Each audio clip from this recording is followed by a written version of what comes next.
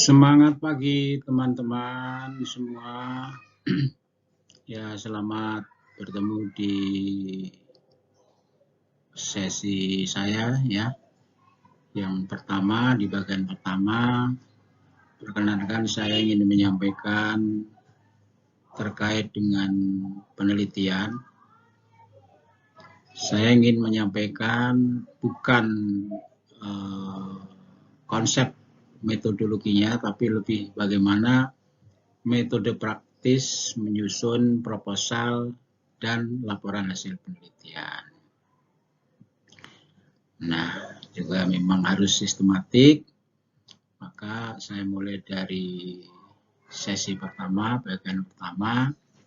Nah, biasanya di bab 1 itu satu-satu menyusun tentang latar belakang. Mudah-mudahan dengan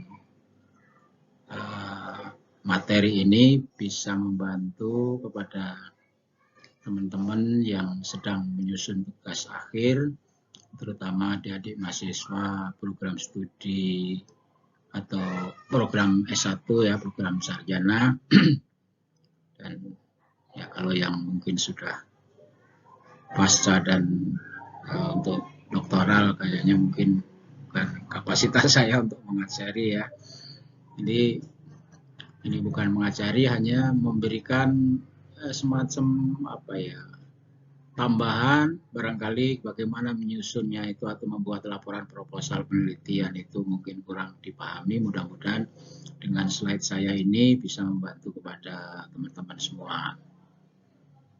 Pertama mungkin saya kenalkan dulu, nama saya Sungkono dan saya masih aktif di perguruan tinggi, yaitu di Universitas Buana Perjuangan Karawang, atau mungkin yang lebih familiar disebut UBP Karawang. Saya baru 7 tahun di situ, dan sebelumnya saya di Unsika. Nah, begitu Unsika menjadi proses penegrian, saya berpindah ke perguruan tinggi yang baru 7 tahun 8 tahun itu. Nah, waktu di Unsika saya baru 22 tahun, sehingga kalau diakumulasi baru 29 tahunan lah ya. Tentu masih banyak hal-hal yang kurang, tapi apa salahnya saya berbagi. Kenapa saya mulai dari latar belakang? Ya, saya hanya berprinsip supaya ini sistematis, sehingga laporan itu secara sistemnya sudah dibenarkan, walaupun mungkin masing-masing perguruan tinggi mempunyai aturan, pedoman, atau template yang berbeda-beda. Namun pada dasarnya secara umum seperti yang akan saya sampaikan. Itu kira-kira sebagai pengantar, ya makanya saya mengucapkan semangat pagi. Tujuannya ya supaya kita selalu seperti semangat kalau pagi hari pada saat kita ingin melakukan aktivitas, semangat pagi itu yang paling prima ya. Seperti itu teman-teman. Baik, kita mulai saja. Tapi sebelumnya jangan lupa subscribe ya teman-teman ya. Nah, di bab 1 adalah latar belakang. Ya, biasanya di latar belakang ini kalau saya gambarkan, saya analogikan adalah sepertinya seperti segitiga terbalik. Maksudnya adalah bahwa dalam latar belakang kita harus berbicara secara umum sampai dengan beberapa paragraf mengerucut pada terakhir adalah penentuan tema. Ya, kira-kira seperti itu kalau saya gambarkan. Maka di sini saya bagi dari berbagai nomor ini menggambarkan paragraf-paragraf yang sebaiknya kita buat menyusun dalam penyusunan proposal maupun laporan hasil penelitian. Yang pertama adalah bahwa kita dalam menyusun proposal atau laporan tugas akhir, maka di latar belakang itu kita bicara umum dulu, ya, bicara secara lebih luas dulu tentang hal atau apa-apa yang akan kita teliti. Saya mencontohkan misalnya mau meneliti budaya kerja atau mau meneliti kinerja atau mau meneliti hal-hal yang lain, maka kita bicara secara umum apa itu tentang budaya kerja yang terjadi pada kelompok masyarakat atau institusi baik swasta, pemerintah maupun swasta. Kira-kira seperti itu ya. Nah, kalau sudah di paragraf 1 itu beberapa baris kita menyampaikan gambaran umum, maka berikutnya di paragraf 2 kita menulis aturan normatif. Jadi tulislah aturan normatif tentang apa-apa yang akan kita teliti. Kalau saya contohkan misalnya kita ingin meneliti budaya kerja, ya maaf saya mencontohkan budaya kerja, yang kebetulan tadi mungkin perkenalan saya kurang komplit. Jadi saya adalah memang di bidang manajemen ya, saya di Fakultas Ekonomi dan saya mengampu salah satunya adalah manajemen SDM. Maka ya saya ambil contoh yang saya paham adalah budaya kerja. Tapi bukan berarti yang lain tidak bisa dengan penulisan ini, tinggal menyesuaikan terutama bidang-bidang sosial ya.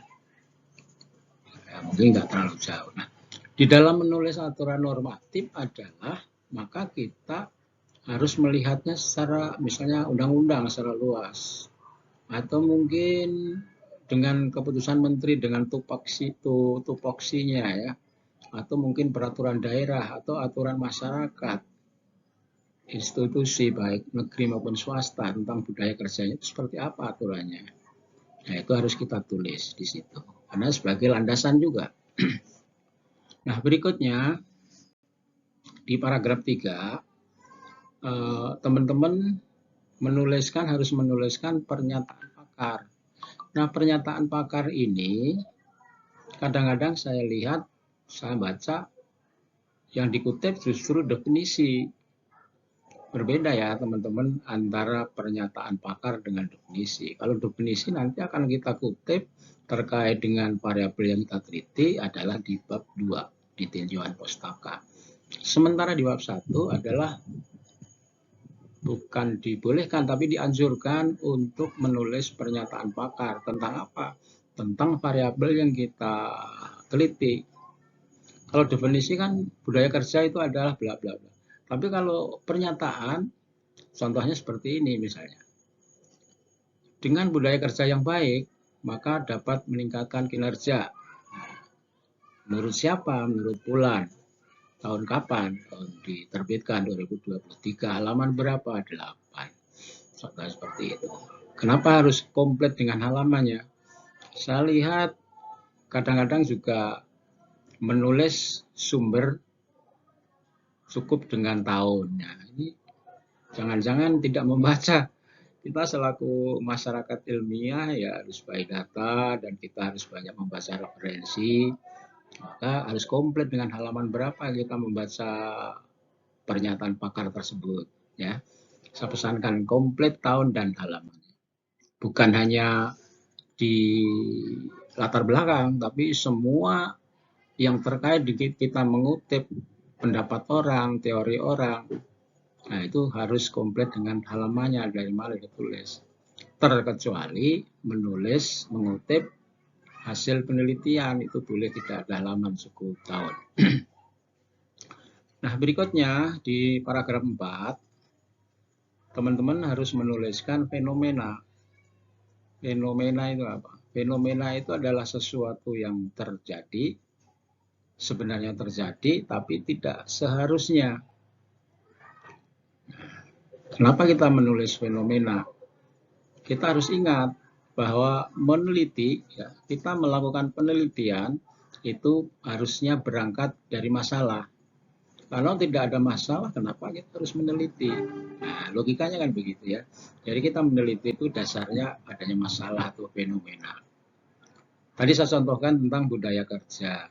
Nah, misalnya apa yang terjadi fenomena ini tentang budaya kerja, misalnya dengan budaya kerja yang baik dalam suatu institusi, kok kinerjanya menurun. Nah, ini kan fenomena. berarti yang fenomena adalah kinerjanya yang harus kita nanti teliti. Gitu. Jadi sebagai variabel terikatnya adalah variabel Y adalah kinerja. Itu contohnya seperti itu. Berikutnya tentang paragraf kelima. Kalau kita sudah mengutip fenomena, maka harus di backup atau didukung oleh data empirik.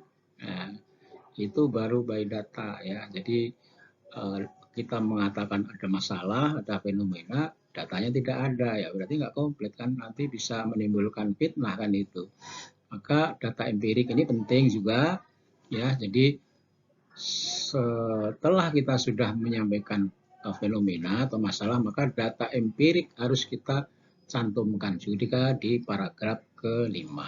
Nah, adapun data empirik ini bisa kita bagi menjadi atau jenisnya adalah bisa sekunder, primer ya. Ya.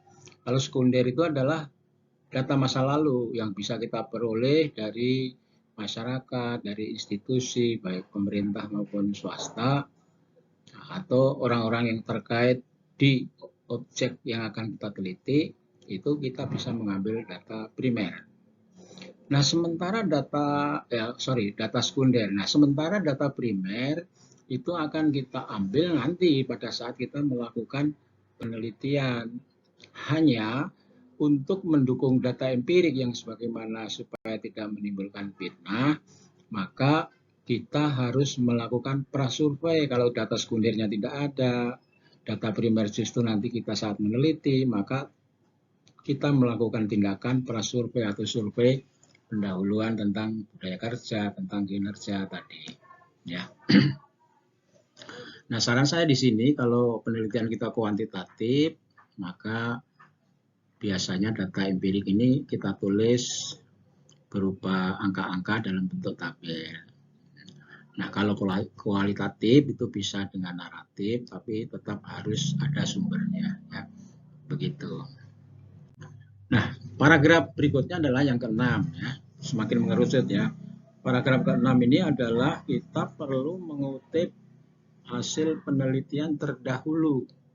Nah, penelitian terdahulu yang mana? Yang sesuai dengan tema yang akan kita ambil. Kalau tadi kita mengambil budaya kerja dan kinerja, maka carilah atau ambillah hasil penelitian terdahulu yang relevan. Nah, yang saya maksud relevan juga harus up to date. Jadi hasil penelitian yang terbaru.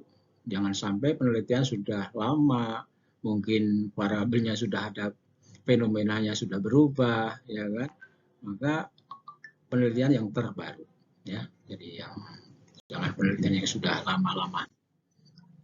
Nah, kemudian dari Anda mengamati atau mengutip hasil penelitian terdahulu, Anda harus jeli, harus mencari kebaruannya di situ nanti.